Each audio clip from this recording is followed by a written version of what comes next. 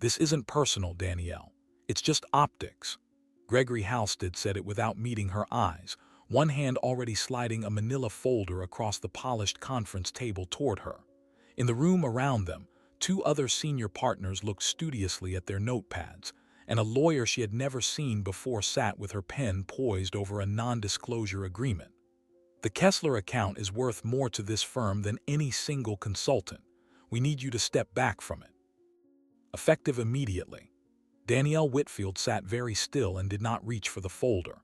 She had walked into the room expecting a quarterly review, and in the space of 40 seconds, the room had become something else entirely. She heard the words "step back" and understood the softness of them for what it was, the careful language men in expensive suits used when they were firing someone but did not want to say the word out loud. "You're letting me go," she said. Not a question. A translation. Gregory did not correct her. That was its own kind of answer. Danielle Whitfield had spent 9 years at Halstead Ryan Preston, the last 4 of them as the only black senior consultant in a firm that liked to describe itself, in its recruitment brochures, as forward-thinking. She had been forward-thinking enough to hire and just visible enough to photograph, and for a long time she had made her peace with the arithmetic of that. She was good at her work in a way that had nothing to do with the color of her skin, or the way the senior partners smiled a beat too widely when she walked into a room, and she had learned to let the work carry her through the moments when nothing else would. She was 38 years old, the daughter of a Detroit schoolteacher and a mechanic who had died before he could see her graduate from Wharton, and she had built her career on a single unglamorous principle: read everything. Understand the client's business better than the client understood it themselves. Never promise what you cannot deliver and deliver more than you promised. It was not a philosophy that produced viral LinkedIn posts. It was a philosophy that produced results, and results in the end were what she had assumed would protect her. She had assumed wrong. Marcus Kessler, chairman of Kessler Industrial Holdings, had made a comment at a dinner 3 weeks earlier. Danielle had not been present, but she had heard about it the way one always heard about such things, through a chain of intermediaries who softened the words before they reached her. Kessler had said he preferred to work with someone who fit the culture of his family's businesses. He had said it in front of Gregory Halstead. He had not needed to say more than that. The Kessler account was worth $900 million over its full 5-year horizon. It was the largest client the firm had ever landed, and it had been landed over the course of 18 months of relentless, granular, unshowy work by Danielle Whitfield. She looked down at the folder now. At the corner of the severance agreement she could see peeking from inside it, and she felt something in her chest go very quiet. Not calm. Quiet, the way a house goes quiet when the power has just gone out and no one has noticed yet. "How long have you known?" she asked Gregory. He shifted in his chair. "It's a recent development." "How long, Gregory?" There was a small silence, the kind that says everything a person is trying not to. "2 weeks, he finally said. "We wanted to be certain there was no other path. 2 weeks." She had been in this office for 2 weeks, working late on the Kessler quarterly review, drafting the strategic plan that was supposed to define the next phase of the relationship, while the men at this table had already decided she would not be the one delivering it. She had brought them coffee on Monday. She had asked about Gregory's daughter's college applications on Thursday. 2 weeks. "I see," she said. And in that moment, though no one in the room could have known it yet, Danielle Whitfield began to understand exactly what she was going to do next. The lawyer slid the non-disclosure agreement forward with the practiced smoothness of someone who had done this many times before. It was a thick document, 40 pages at least, and Danielle recognized the shape of it without needing to read a word. A severance package generous enough to buy her silence. A non-disparagement clause broad enough to cover the sky. A non-compete that would keep her out of the industry for 18 months, long enough for the firm to consolidate the Kessler relationship without her, long enough for her name to fade from the client's memory. $200,000, Gregory said, and he tried to make the number sound like generosity. "Plus your accrued bonus. It's more than the standard package. We want it to be fair." Danielle almost laughed. The word fair in his mouth had the particular hollowness of a coin that had been rubbed smooth from overuse. She did not laugh. She did not do anything a person watching her closely would have described as a reaction. She simply picked up the folder, closed it without signing anything, and set it down again on the table in front of her. "I'll need to review it with my own counsel," she said. The lawyer, who had clearly been expecting either tears or shouting, blinked. "Of course. That's your right. We would ask, however, that in the interim you refrain from any contact with clients of the firm, including Mr. Kessler and his organization. Effective immediately means effective immediately, Ms. Whitfield. Your access to the client management system will be revoked within the hour, and security will assist you in collecting your personal items from your office this afternoon." Security. The word landed with a small, ugly weight. She had walked past Rodney at the security desk that morning, had asked about his grandson, and now Rodney would be the one escorting her out of the building she had walked into freely for 9 years. She wondered if Gregory had thought about that when he'd chosen the wording. She suspected he had not thought about it at all, which was somehow worse. "Understood," she said. She stood.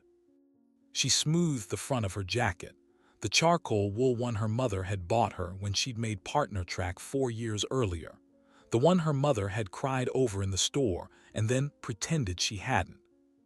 She looked around the room once slowly at Gregory Halstead, who could not meet her eyes, at Elaine Preston, who had once told her she was an inspiration, at David Ryan, who had asked her to godmother his youngest daughter, and then, when his wife had said no, had never mentioned it again. She did not say goodbye. She walked out of the conference room and down the long hallway lined with photographs of the firm's founding partners, and into her own office where the afternoon light was coming through the window in the slanted way it did in early October.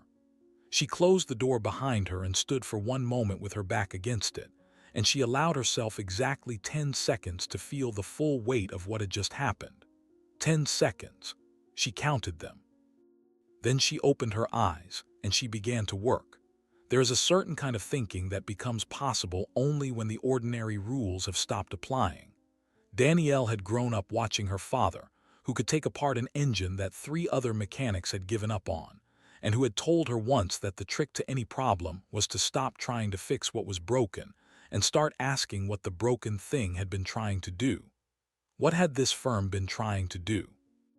It had been trying to keep a $900 million client happy, and Marcus Kessler had told them, in language none of them had been brave enough to name out loud, that keeping him happy meant making her disappear.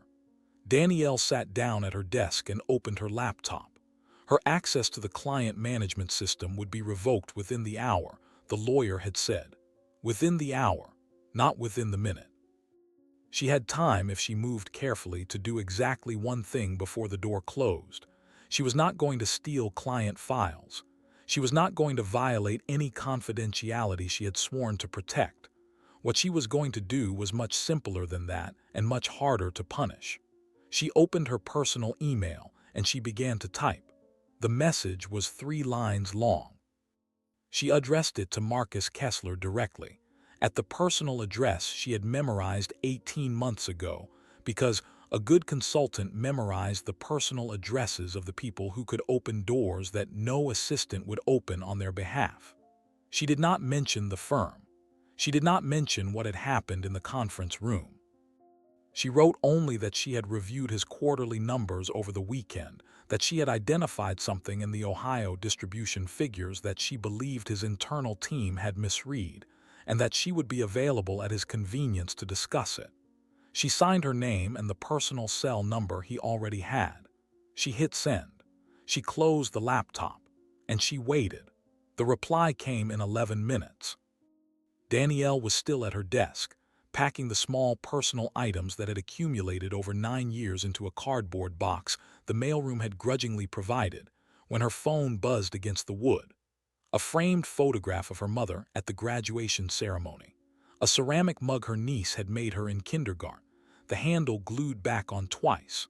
A dog-eared copy of Peter Drucker's The Effective Executive that her father had given her the summer before he died. Small things.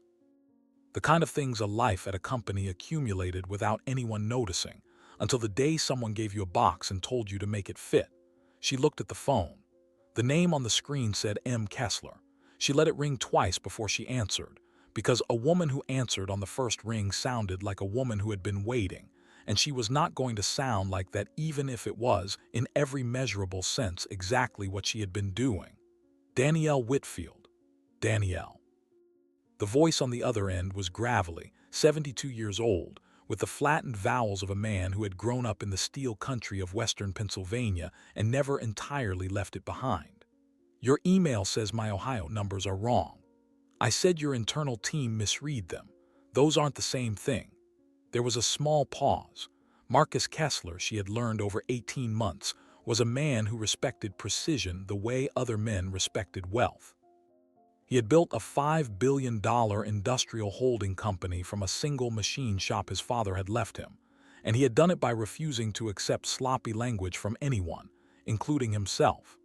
Explain, he said. She explained. She kept it to 4 minutes because she had learned that Marcus Kessler's attention span for prepared speeches was somewhere between 3 and 5, and after that he began to hear the shape of the pitch instead of the substance of it. She walked him through what she had seen in the Ohio distribution figures, a pattern of margin erosion that his internal analysts had attributed to seasonal freight variance, but that she believed was structural, tied to a specific renegotiation. His largest carrier had quietly pushed through in the second quarter that no one at Kessler Industrial had flagged, because it had come in the form of an amendment to an amendment, buried in a schedule attached to a master service agreement. She had spotted it because she read master service agreements the way other people read novels. She did not tell him that part. She told him only what he had lost so far and what he would continue to lose at the current rate over the next 14 months. 22 million, she said, give or take $1.5 million depending on volume. The silence on the other end lasted longer this time.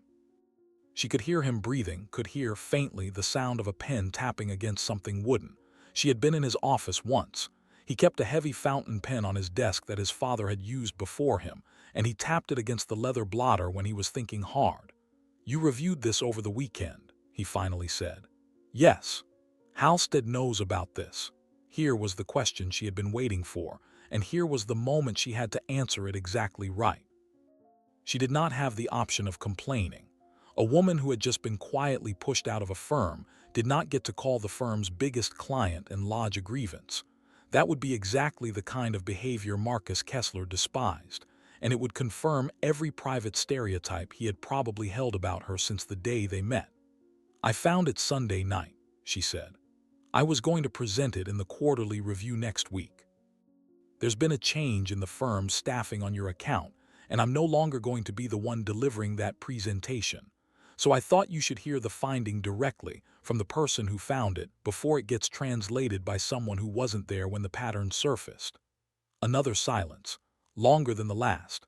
What kind of staffing change? Marcus Kessler asked. She had rehearsed this answer twice in her head while the phone had been ringing. She delivered it without heat, without accusation, in the same flat professional tone she had used to explain the freight amendment. I was informed this morning that I'm being removed from the account, and in effect from the firm. The reasons were characterized as optics. The tapping stopped. For a long moment, Marcus Kessler did not say anything at all. Danielle stood at her desk with the box of her belongings half-packed and the afternoon light slanting across the wood, and she waited. She had said what she was going to say. She would not soften it, would not walk it back, would not do the small nervous work of filling the silence with qualifications. Her father had taught her that too. Say the true thing once, Danny, and then let it sit there. If it can't stand up on its own, softening it won't save it. Marcus Kessler cleared his throat. Where are you right now? He asked. I'm in my office, Danielle said, for approximately another 40 minutes based on the timeline I was given. Don't leave the building yet. His voice had changed. It had the same graveled edge, but underneath it something had settled into a different register, the register of a man who had made a decision and was now organizing the world around it. I'm going to make one phone call. Then I'm going to call you back. Do not sign anything they put in front of you before I do. Are we clear? We're clear. Danielle. Yes. 22 million, he said. You found that on a Sunday. He hung up before she could answer. She set the phone down on the desk very carefully, as though it were fragile, and she stood there for a long moment looking at the box of her belongings and the half-packed shelves and the framed photograph of her mother on the corner of the desk. Her mother had cried the day Danielle had told her about the promotion to senior consultant. Not the ordinary crying that mothers did at good news, but a specific kind of crying, quiet and turned partly away, the kind that carried inside it every door that had been closed to her own mother, and every door her mother had wanted to walk through and hadn't. Danielle had held her for a long time in the kitchen of the small house on Marlowe Street, and neither of them had said anything, because there was nothing to say that the crying had not already said better. She thought about her mother now, and she felt something steady in her chest that had not been there 20 minutes earlier. It was not confidence, exactly. It was closer to a kind of clarity. She did not yet know what Marcus Kessler was going to do. She did not know whether his phone call would change anything, or whether he would think about it for an hour and decide that his own comfort was worth more than her expertise, the way men in his position so often did. She had not built her plan around the assumption that he would rescue her.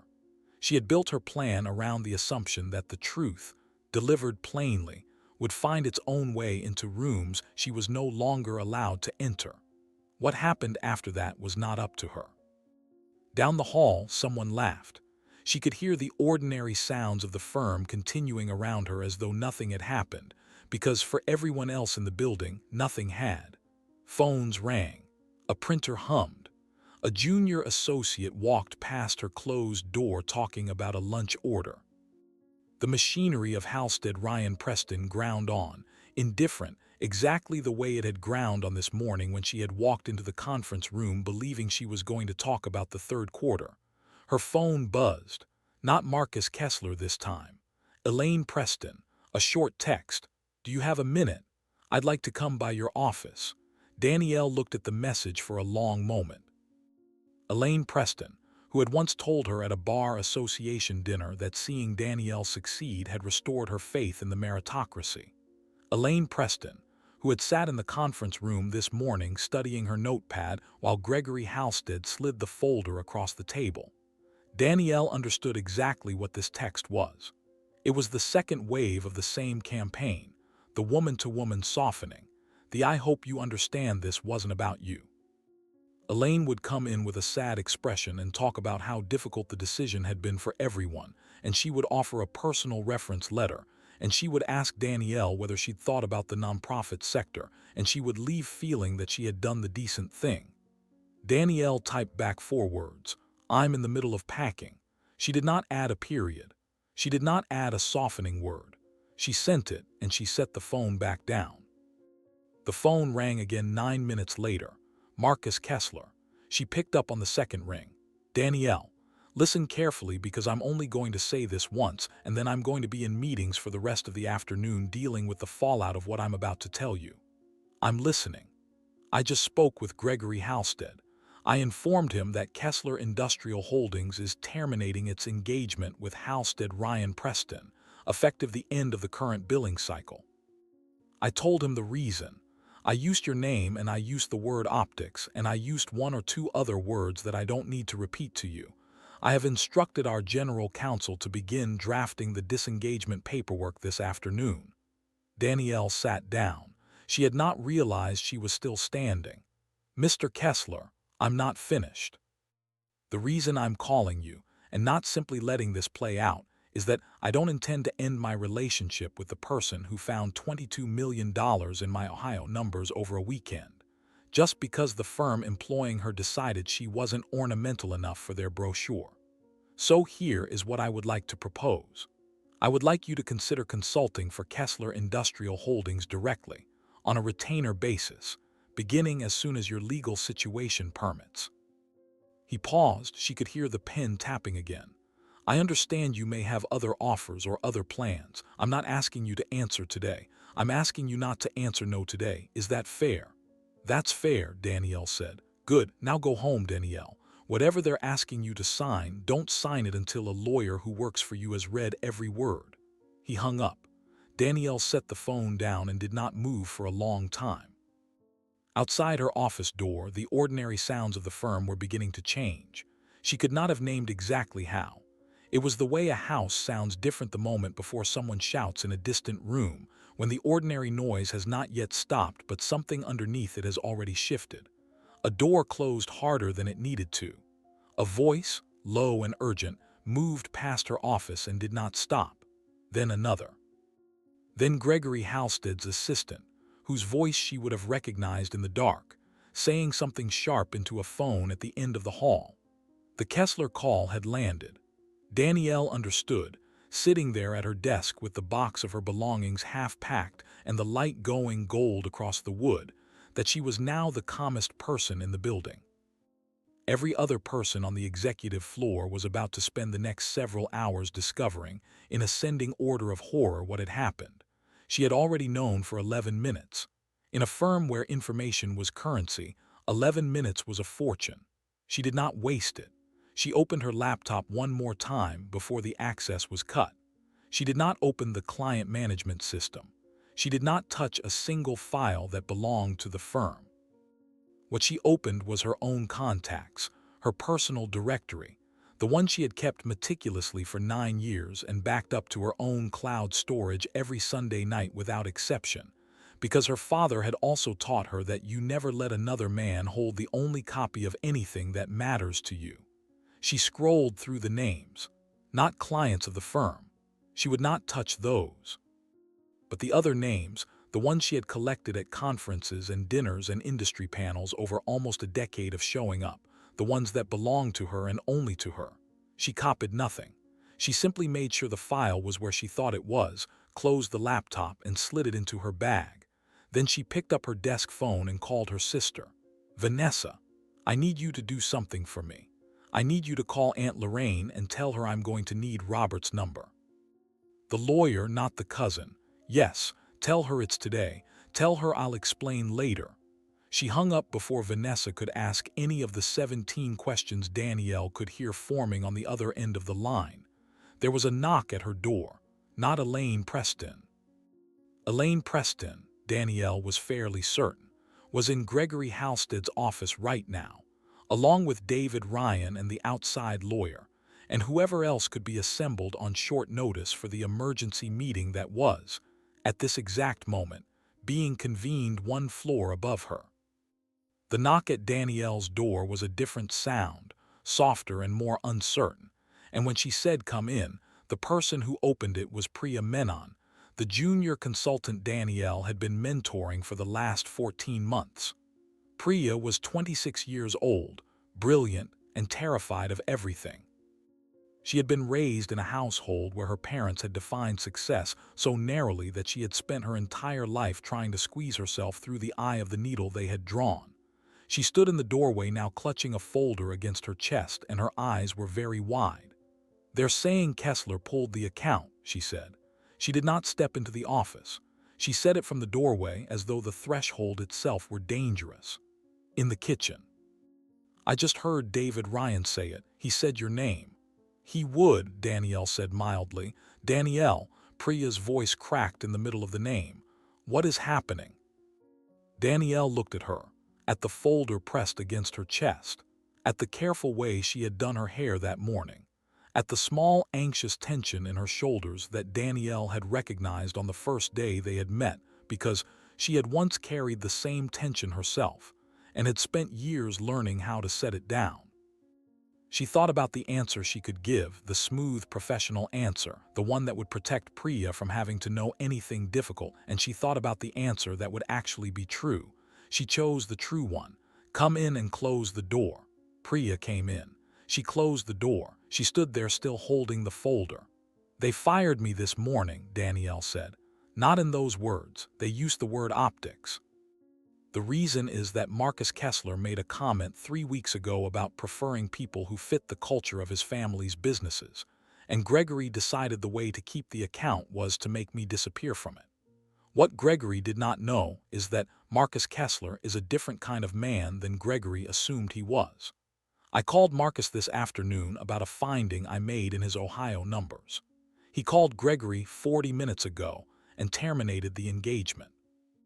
Priya's mouth opened slightly. She did not speak. "That's what's happening," Danielle said. "Now sit down because I'm going to need to ask you a question, and I need you to think about the answer carefully before you give it to me." Priya sat down slowly in the chair across from Danielle's desk, still holding the folder against her chest as though it were the only solid thing left in the room. She did not ask what the question was.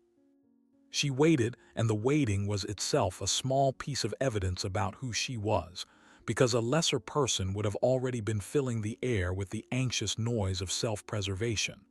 "The question isn't now," Danielle said. "The question is in a few weeks, maybe a few months. I don't have a firm yet. I don't have a plan I can put on paper yet. What I have is a client who has told me he wants to keep working with me directly, and a network of relationships that belong to me and not to this building. That's a beginning. It isn't more than a beginning. So the question I'm going to ask you is one I want you to sit with. I don't want an answer today." Priya nodded once. "If I build something," Danielle said, "and if it's real and if it's the kind of place where the work is judged on the work and nothing else, would you want to be part of it? Not now. Not before you've thought about it. I'm not asking you to burn a bridge for me. I'm asking whether, when the time comes and I can put a real offer in front of you, you would want me to." Priya sat very still for a long moment. Then she said, in a voice that was quieter than her ordinary voice but also steadier than Danielle had ever heard it, "Yes. Take a week. I don't need a week. Take one anyway," Danielle said. "You'll thank me for it. And Priya, don't say anything to anyone here about this conversation. Not because I'm asking you to keep a secret for me. Because saying anything now would cost you more than it would cost me, and I don't intend to let that happen." Priya nodded again and stood and left. She closed the door very quietly behind her. Danielle looked at the closed door for a moment, and then she resumed packing the box. She had learned in the years since her father had died that grand moments in a life were usually made up of small, ordinary tasks strung together, and that the discipline of doing the small, ordinary tasks was what kept a person upright when the ground moved. Wrap the ceramic mug in a piece of tissue paper. Set the framed photograph flat against the side of the box so the glass would not press against anything. Lift the Drucker book down from the shelf and place it on top. Small things, necessary things. The phone on her desk rang. The internal line this time. She looked at the display. G. Halstead. She let it ring 4 times before she picked up. "Danielle." His voice was different than it had been in the conference room. It had the flat, compressed quality of a man trying very hard not to sound like a man in a crisis. "I need you to come up to my office, right now, please. I'm packing my personal items, Gregory. I was told effective immediately meant effective immediately." There was a small silence on the other end.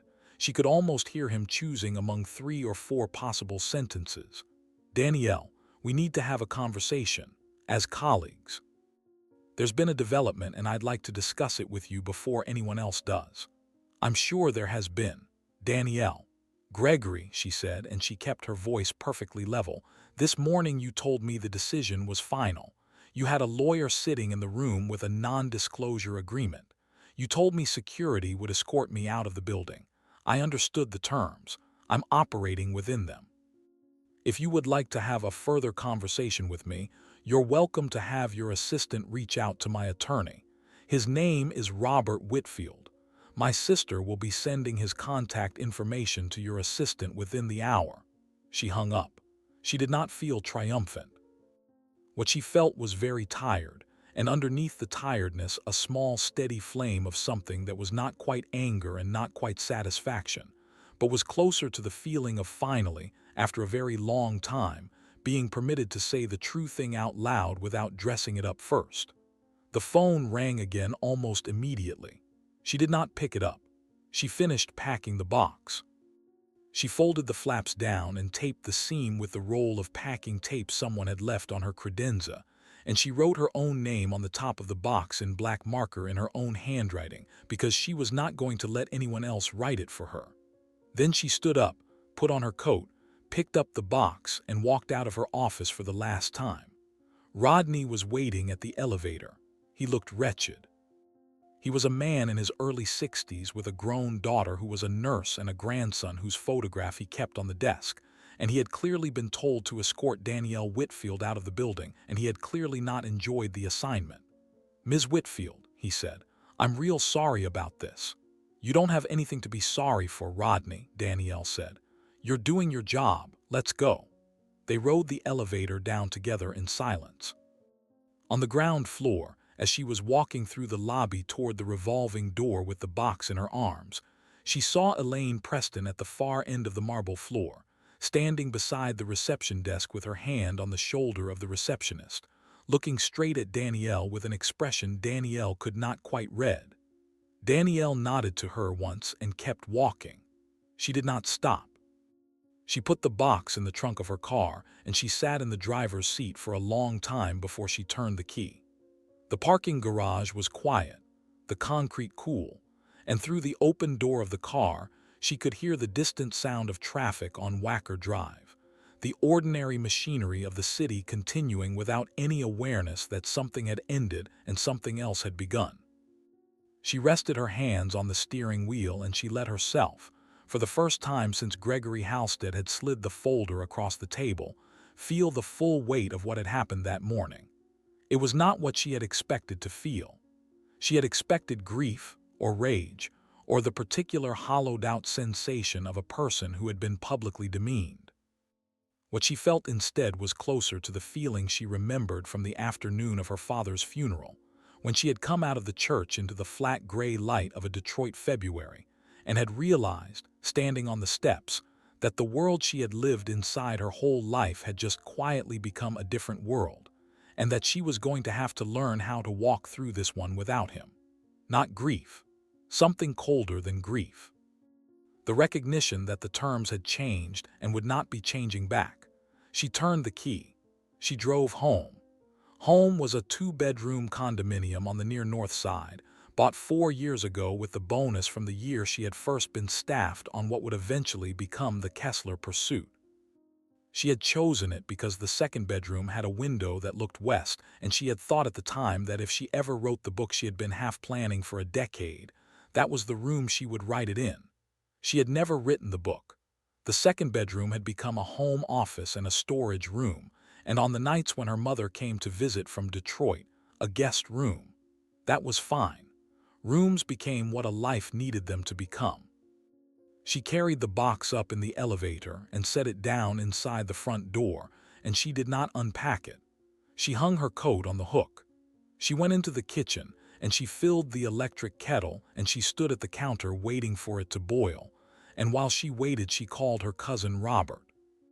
Robert Whitfield was 44 years old, an employment lawyer in Atlanta, and he was, in the family accounting, the person you called when something had gone wrong at work in a way that could not be fixed by simply being reasonable about it. He was her father's brother's son, and he had her father's exact laugh, which was the thing that had kept her calling him even when the professional questions could have been asked of anyone.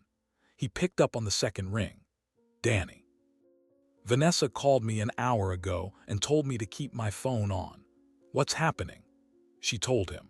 She told him plainly and in order, without dramatizing anything, because Robert had been listening to people describe their own workplace catastrophes for 2 decades, and he had told her once that the ones who dramatized were the ones you couldn't help. She told him about the conference room, about the non-disclosure agreement, about the Kessler call, and about the phone call from Gregory Halstead that she had refused to take. Robert was quiet for a moment when she finished. "Danny," he said, "I want you to hear me say this before I say anything else. You did the right thing hanging up on Halstead. You did the right thing telling Kessler the truth. You did the right thing walking out with the box. Do you hear me? I hear you. Now. Do not sign anything they send you. Do not respond to any communication from that firm that isn't routed through me. I am going to be in Chicago on Wednesday morning. In the meantime, I want you to sit down tonight and write out for me, in as much detail as you can remember, every conversation you have had at that firm in the last 12 months in which the subject of your race, your appearance, your fit, or any client's preference for a particular kind of representative was raised, directly or by implication. Every conversation, Danny, even the ones you talked yourself out of thinking mattered at the time, especially those. Can you do that for me tonight?" "Yes." Good, one more thing. Kessler's offer, don't say yes yet, don't say no. Sit on it for 72 hours. There are things I need to understand about your non-compete before you commit to anything, and there are things Kessler's people need to think through on their end whether they've realized it yet or not. He'll wait. If he's the man you say he is, he'll wait. He'll wait. All right, go eat something, Danny. I know you didn't eat lunch. Call your mother tonight. Don't tell her everything, just tell her enough that she doesn't hear it from Vanessa first. He hung up. Danielle poured the hot water over the tea bag in the mug her niece had made her, the one with the twice-glued handle, and she carried it into the second bedroom, and she sat down at the desk that faced the west-facing window, and she opened a blank document on her laptop. She began to write. She wrote for 4 hours. She did not stop for food, though she had promised Robert she would eat. She did not turn on the lamp when the light in the window went from gold to red to gray to dark. She simply wrote, methodically and without editorial, the way her father had once shown her how to take apart a carburetor, one bolt at a time, laid out in order on a clean cloth so that when you put the thing back together nothing would be missing. She wrote down every conversation she could remember. The comment Gregory had made at the summer associate dinner in 2022 about how the firm needed to diversify carefully. The moment David Ryan had introduced her to a visiting client as our Danielle, in a tone she had chosen at the time to interpret as affectionate. The evening at the Peninsula Bar, when a senior partner from the London office had told her, 3 drinks in, that she was very articulate, and had then apologized for the phrasing before she had even had time to react. She wrote it all down. She did not embellish. She did not explain. She simply set the record straight, one bolt at a time, laid out on the clean cloth of the document. When she finished, it was nearly 9 o'clock. She closed the laptop. She drank the tea, which had gone cold hours ago. She sat in the dark for a long time, and then she picked up the phone and she called her mother. Her mother answered on the first ring, the way she always did, because Cheryl Whitfield had been raising a daughter alone since 1998 and had never entirely stopped listening for the phone. Danielle. Hi, Mama. There was a small silence on the other end. Cheryl Whitfield had the particular hearing of a woman who had spent 34 years teaching 4th grade, and she could recognize the specific pitch of a person's voice that meant something was wrong before that person had finished saying hello. Tell me, Cheryl said. Danielle told her, not the way she had told Robert in the plain chronological order of events. She told her mother the way she had told her mother everything since she was 6 years old, in the order that the pieces mattered. She told her about the folder on the table first, and about the word optics, and about the way Elaine Preston had looked at her from across the marble floor of the lobby without saying anything at all. She told her about the box, and about Rodney at the elevator, and about the parking garage. Only after that, in a quieter voice, did she tell her about Marcus Kessler. Her mother listened without interrupting. When Danielle finished, there was a long pause. Danielle Whitfield, her mother said, in the voice she had used when Danielle was small and had done something either very foolish or very brave, and Cheryl was trying to decide which. Your father would have been so proud of you today. Danielle felt something break open in her chest that she had been holding closed since the conference room. She did not cry, exactly. She sat in the dark of the second bedroom with the phone against her ear, and she let her mother's voice do the thing it had always done, which was to place her back inside the shape of who she actually was, before the world had gotten its hands on her that morning and tried to reshape her into something smaller.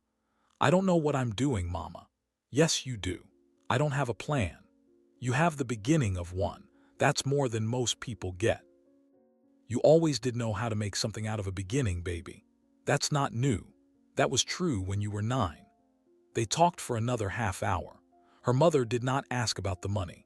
She did not ask what would happen with the condominium, or whether Danielle would be all right in the interim, because Cheryl Whitfield had raised her daughter to handle those questions herself, and she was not going to insult her now by pretending she couldn't. What she asked about instead was whether Danielle had eaten, and whether she was going to sleep, and whether she wanted her mother to come to Chicago for the weekend. Danielle said no to the last question, gently, and her mother did not press it, though Danielle could hear in the small silence that followed that her mother was already deciding to come anyway and would inform her of the decision in the morning. Danielle slept badly that night, in the shallow, uneven way of a person whose body had not yet caught up with the news her mind had absorbed.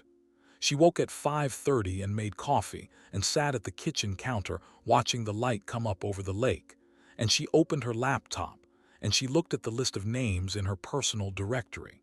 She did not send any emails yet. She only looked at the names and she thought about which of them mattered and which of them she would want to work with and which of them she would want nothing to do with even if they came to her first. She was building a shape in her head, not a plan yet, but the outline of a plan, the way a sculptor circles a block of stone before making the first cut. At 7:15 her phone rang, not a number she recognized. She let it go to voicemail, because a woman in the middle of a professional catastrophe did not answer numbers she did not recognize before 8 in the morning. 2 minutes later, a text message came in from the same number. "Ms. Whitfield, this is James Acaffer, senior correspondent at the Wall Street Journal. I would like to speak with you about the situation at Halstead Ryan Preston. I have 3 sources confirming the outline of events, but I want to give you the opportunity to comment before I file. My deadline is noon Central, any time before then works." Danielle read the message twice. She set the phone down, she poured herself another cup of coffee, then she picked up the phone and she called Robert. "Robert, Danny, it's not even 7:30 in Chicago.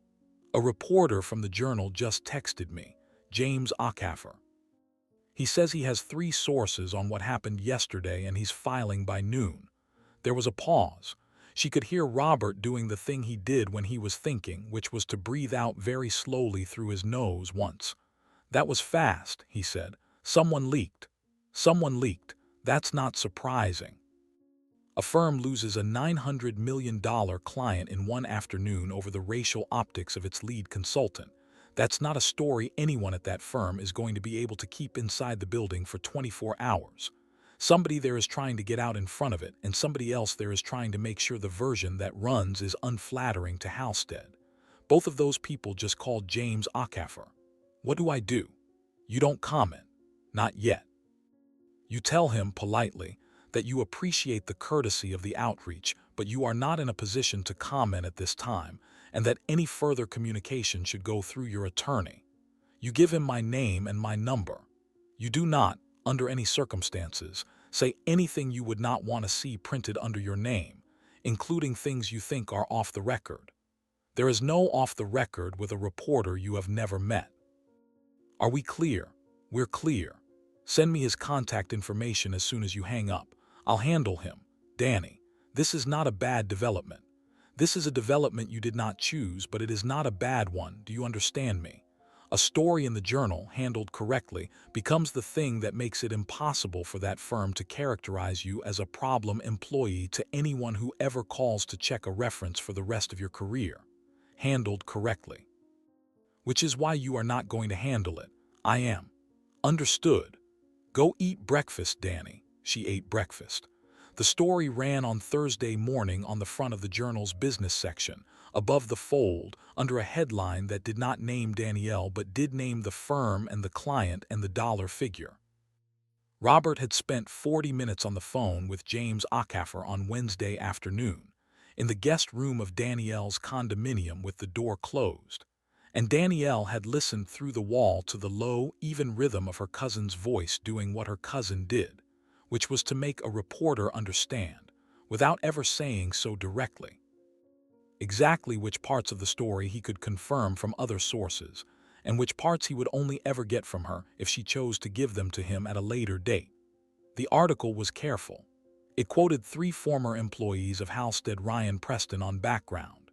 It quoted Marcus Kessler on the record, in a single sentence that had clearly been written by his general counsel and had clearly been chosen by Marcus himself, because it had the specific plainness of his speech.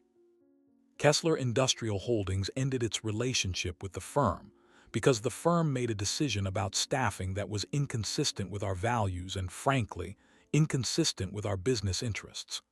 That was all he said. It was enough. The article named Danielle by name in the third paragraph, described her 9-year tenure and her role in landing the account, and quoted from her attorney a single sentence. Ms. Whitfield is exploring her options and will have more to say at the appropriate time. The article did not use the word fired. It did not need to. Anyone who read business news for a living understood exactly what had happened. By 10 o'clock Thursday morning, Danielle's personal email had received 47 messages from people who had her address. By noon, it was 83. By the end of the day, it was over 200. Some of them were from journalists. Robert forwarded those, unopened, to a public relations lawyer he trusted in New York, and Danielle did not read them. Some of them were from strangers who had read the piece and had wanted to say something kind, and Danielle read those and did not answer them, though she saved every one of them in a folder she titled, without irony, Company. Some of them were from people she knew, former colleagues from other firms, business school classmates. A woman she had not spoken to since 2011 who had once shared a hotel room with her at a conference in Denver and who wrote, simply, "I saw the piece.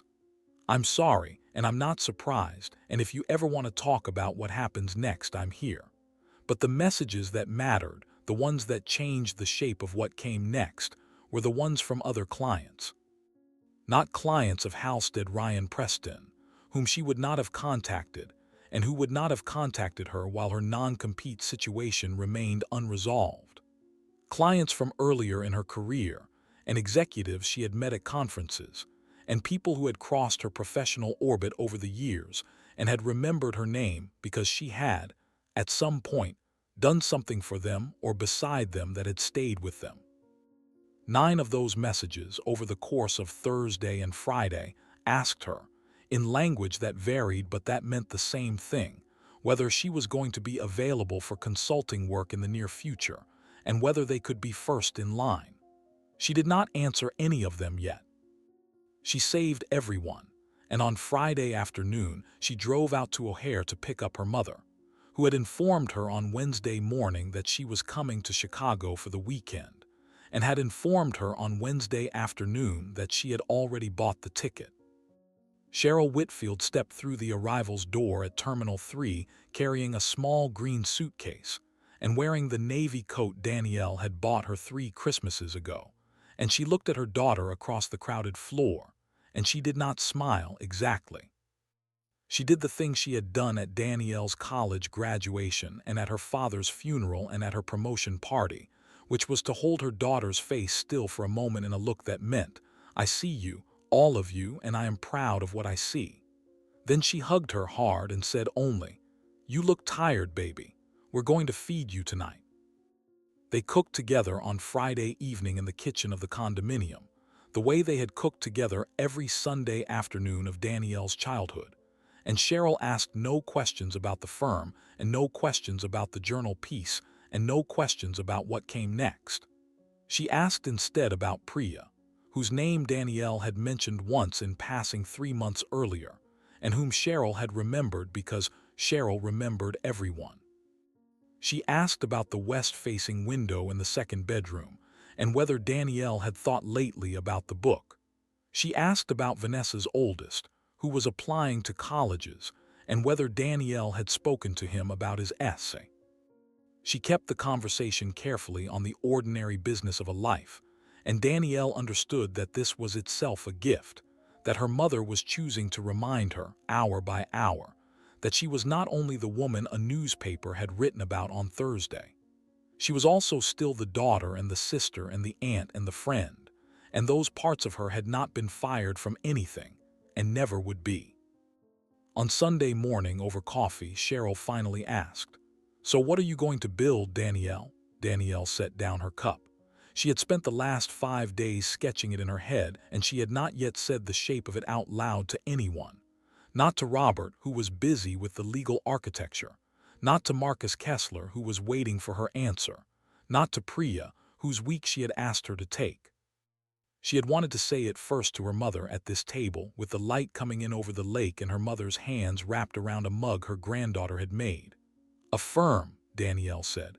"A small one. 6 people at first, maybe 8. The kind of firm I would have wanted to walk into when I was 26, where the work is what gets you seen and nothing else does. I have the beginning of a client base. I have one person I want to hire. I have a cousin who can help me with the legal structure. What I don't have is a name yet. Cheryl looked at her daughter for a long moment across the kitchen table. You'll have one by Tuesday, she said. She had it by Monday. She called it Marlowe Consulting, after the street in Detroit where her mother still lived, in the small house with the porch her father had rebuilt himself the summer before he died. She did not explain the name in the press release. She did not explain it on the website. It was not for anyone else to understand. It was there because she wanted it there, and because a woman building something of her own was, at last, allowed to name it after whatever she chose. The firm opened for business on the first Monday in December, 7 weeks after the morning Gregory Halstead had slid the folder across the polished conference table. Robert had negotiated the exit from Halstead Ryan Preston with the patient exactness of a man who understood that the firm's greatest fear was not the money it would have to pay her, but the story that had already been printed and could yet be printed again. The non-compete had been narrowed to the point of irrelevance. The severance had been quietly tripled. The non-disparagement clause had become mutual, which was a small legal detail that carried, for anyone who understood what it meant, a very large practical weight. Danielle would not speak publicly about the firm, and the firm would not speak publicly about Danielle, and both parties understood which of them that arrangement protected.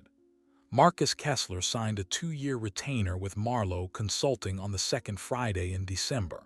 He did not negotiate the rate. He read the engagement letter once, in his office in Pittsburgh with the leather blotter and the fountain pen his father had used before him, and he signed it and slid it back across the table, and told Danielle that he expected her to bill him for every hour she actually worked, and not for a single hour less than that. Because he had spent 40 years watching consultants underbill him out of a misplaced sense of gratitude, and he found the practice both insulting and financially inconvenient. Danielle told him she would bill him for exactly what she worked, and he nodded, and that was the end of the conversation about money. Priya Menon joined the firm as the first employee on January the 6th. She had waited her week and then another week beyond it, not because she had needed the time to decide, but because Danielle had asked her to. And she had learned, over 14 months of being mentored by Danielle, that when Danielle told her to take longer than she thought she needed, the reason usually made itself clear later. Priya had used the extra week to have a conversation with her parents in the kitchen of their house in Naperville, in which she had told them, for the first time in her adult life, that she was going to make a professional decision they did not fully understand, and that she was going to make it anyway, and that she was asking them to trust her. Her father had been silent for a long time, and then he had said in Malayalam, a sentence her mother had translated for her afterward, though she had understood every word of it herself. A door has opened for you that did not open for me. Walk through it. By March, Marlowe Consulting had 4 employees. By June, it had 7. By the end of the first year, it had 11, and a waiting list of prospective clients that Danielle called personally, because she had decided at the beginning that the firm would only ever take on work that met 3 conditions: that the work itself was interesting, that the client was a person she could respect, and that no one on her team would ever be asked to disappear from a room in order to keep the engagement. She did not become famous. She did not write the book, though the west-facing room in the condominium eventually did become the room where a book got written, 3 years later, and it was not the book she had been half planning for a decade, but a better one. She did not give interviews about what had happened at Halstead Ryan Preston, and she did not accept the invitations she received in the first year to sit on panels about diversity in professional services, because she had decided that her contribution to that conversation would be the firm itself, the fact of it, the results of it, and not any speech she could have given about it. Halstead Ryan Preston survived. Firms of that size usually do. Gregory Halstead retired 18 months after the journal piece, in what the internal announcement called a planned transition, and David Ryan took over as managing partner, and the firm hired a new head of diversity and inclusion, and issued a series of statements that used the phrase "going forward" many times. Elaine Preston sent Danielle a handwritten note 6 months after the firm's opening, congratulating her on Marlowe's launch. Danielle read it once and filed it in the folder titled Company, though she did not answer it, and she did not think about it again. The people who mattered in the end were not the ones she had left behind. The people who mattered were the ones who came to her, one at a time, over the years that followed, and asked her to help them with the hardest problems in their businesses, and trusted her judgment and paid her fairly for it, and treated the people who worked for her the way she had learned at great cost to insist on being treated herself. That was the firm she had built.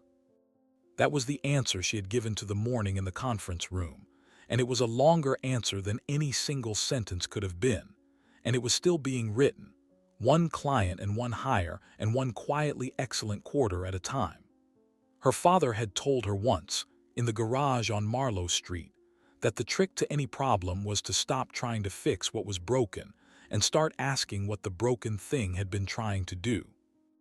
What the conference room that morning had been trying to do, she understood now, was to make her smaller. And the only real answer to a room like that was not to argue with it. It was to walk out of it and to build a different room and to hold the door open for the people who came after. That was the work. That had always been the work. She was, at last, allowed to do it. If you enjoyed Danielle's story, please take a moment to like this video, share it with someone who needs to hear it today, and subscribe to the channel for more stories about quiet people, hard-earned wins, and the kind of dignity that outlasts every room that tries to shrink it.